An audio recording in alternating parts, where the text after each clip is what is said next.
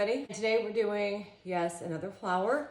This time on a dark blue base, and I will have orange on top. Now I did paint the sides with Prussian blue. It's a nice dark color just because the base coat that I'm using is a transparent color. So I want to make sure that where the paint will be thinner, I have color underneath so that the white canvas doesn't pop through.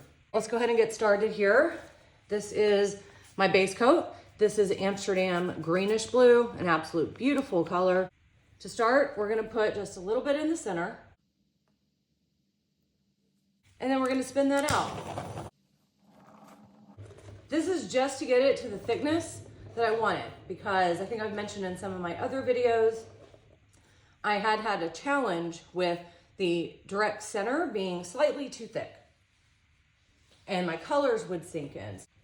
Specifically the color on the outside of the puddle. So by me doing it this way, I can keep that nice and thin. I'm gonna go ahead and pour out the rest of this.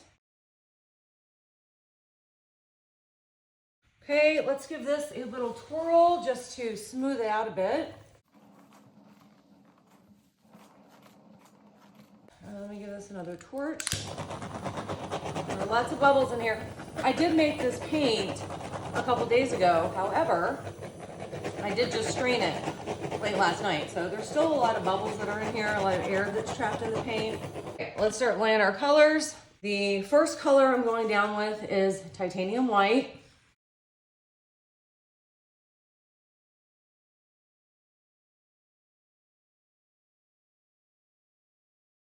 Next, I'm coming on top with, this is Azo orange mixed with a little bit of Azo yellow just to tone it down a bit.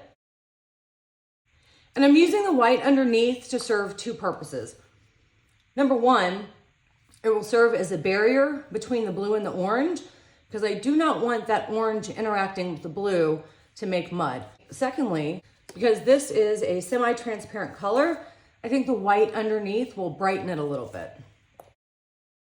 Now we've got Vandyke brown on top and light gold in the center. I am going to put more white around the sides here.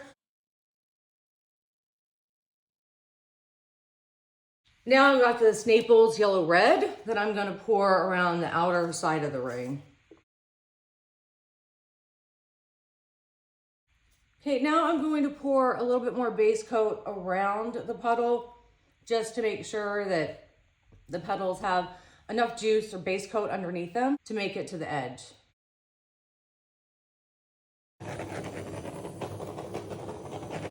I'm going to start here, and I'm going to put just a little bit more white.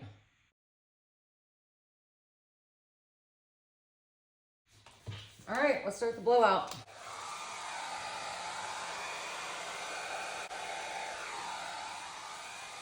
Oh, that looks beautiful. Look at that.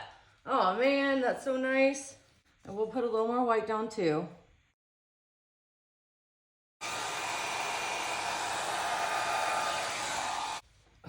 Look at these colors.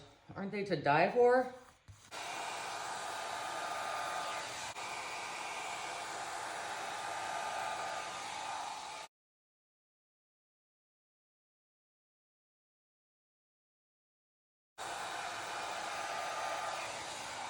Okay, that petal's weird, but that has a lot of base coat under it. That will actually go all the way to the side. These two, I'm a little concerned that they won't, but that's okay because these three are a little bit tighter. So we're gonna come on and we're gonna create a little bit of separation between the petals.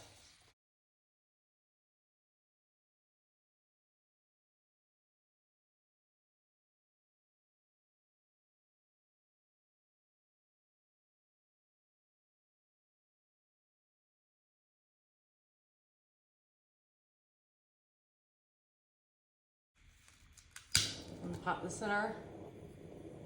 Now I am going to pour a little bit more base coat around a couple of these petals, the ones that I think are going to have a little bit of a struggle.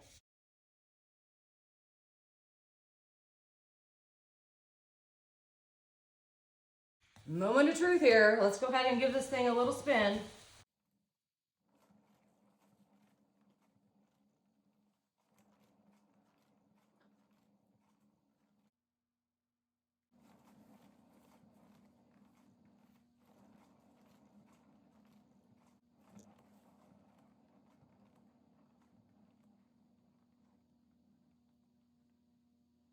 I think that we're done spinning here. It's just a matter of, do I want to make any adjustments? I'm gonna go ahead and hit up my edges and just kind of take a beat and figure out if I do actually want to do anything here. I absolutely love these colors on top of that dark blue. It's not so in your face orange. I was kind of going for more of a creamsicle type vibe with the orange anyway, so I think that these colors work very nicely in doing just that. Problem is, the composition is a little bit weird. I've got 3 tight petals over here, and then I've got a lot of separation here, so I am slightly tempted to try and blow this one out a little bit. I don't want to reshape it just because I will lose some of that volume, but I'm also a little nervous to start blowing it out. What I could actually do after it dries is go in and add a little bit of white shading on the outside just to kind of plump that side up a little bit.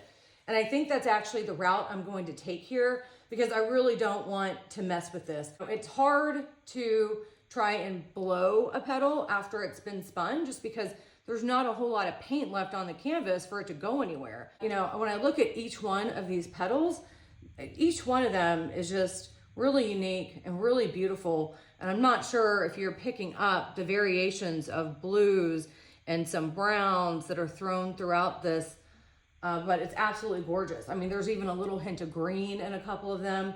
I absolutely love it. Like I said, I think the composition needs some work, but I think that I can actually do some shading after it dries to get a couple of these to look a little bit fuller.